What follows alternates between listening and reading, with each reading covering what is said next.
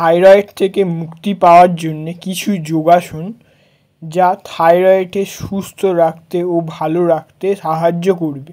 চলুন দেখে নেওয়া যাক কিছু যোগাসন ও তার পদ্ধতি ও উপকারিতা জানতে পুরো ভিডিওটি দেখতে থাকুন। প্রথম আসন সর্বাঙ্গাসন।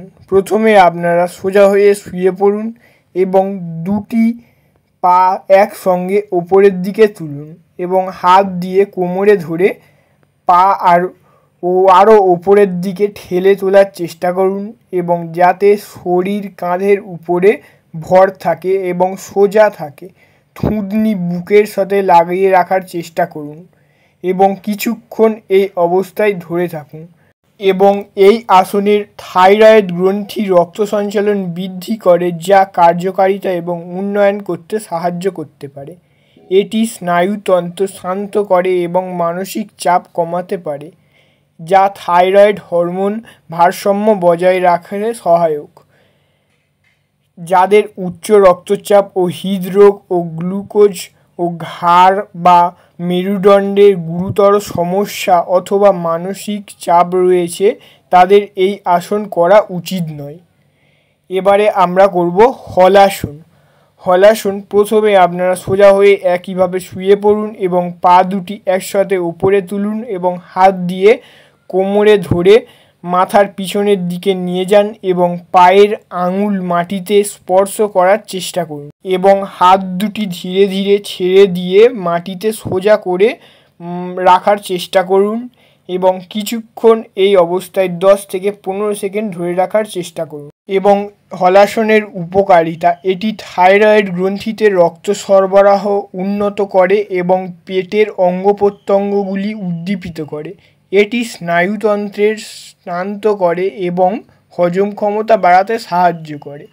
তবে যাদের ঘাড়ে বা পিঠে গুরুতর ব্যথা ও উচ্চ রক্তচাপ ও হৃদরোগ ও সায়াটিকার ব্যথা রয়েছে, এই আসন করা উচিত নয় ও গর্ভবতী মহিলাদের জন্য একেবারেই এই আসন নিষেধ।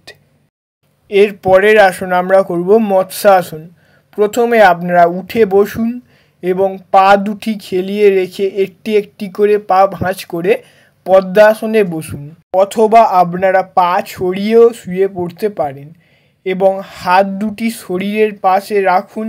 শ্বাস নিয়ে ধীরে ধীরে শুয়ে পড়ে বুকটি ওপরের দিকে তুলুন এবং মাথাটি ভিতরের দিকে ঠেলে নিয়ে যাওয়ার চেষ্টা করুন এবং মাথার তালুটি মাটিতে স্পর্শ করার চেষ্টা করুন এবং হাত দুটি দিয়ে পায়ের আঙুল ধরে রাখুন। এইভাবে অবশ্যই আপনারা 10 থেকে 15 সেকেন্ড ধরে রাখার চেষ্টা করুন। এবং এই আসনের উপকারিতা: এটি থাইরয়েড ও প্যারাথাইরয়েড গ্রন্থিকে উদ্দীপিত করে। এটি শ্বাসকষ্ট কমাতে এবং ফুসফুসের কার্যকারিতা বাড়াতে সাহায্য করে। এটি মেরুদণ্ড নমনীয় করে এবং মানসিক চাপ কমায়। ও যাদের উচ্চ ও নিম্ন রক্তচাপ ও মাইগ্রেন ও অনিদ্রা বা গুরুতর কোমরের ব্যথা আছে, তাদের জন্য এই আসন একেবারেই উচিত নয়। এবারে আমরা ধীরে ধীরে পদ্মাসন ছেড়ে দেব এবং উঠে বসব এবং পরের আসনে চলে যাব। পরের আসনে আমরা করব উষ্ঠাসন। প্রথমে আপনারা হাঁটু ভাঁজ করে বজ্রাসনে বসুন এবং পায়ের পাতা পিছনের দিকে সোজা করে রাখুন। কোমর থেকে শরীরটি পিছনের দিকে বাঁকান এবং হাত দুটি ধীরে ধীরে গোড়ালির উপরে রাখুন এবং মাথা পিছনের দিকে হেলিয়ে দিন এবং থুতনি ওপরের দিকে রাখুন। কিছুক্ষণ 10 থেকে 15 সেকেন্ড এইভাবে হোল্ড করে রাখুন।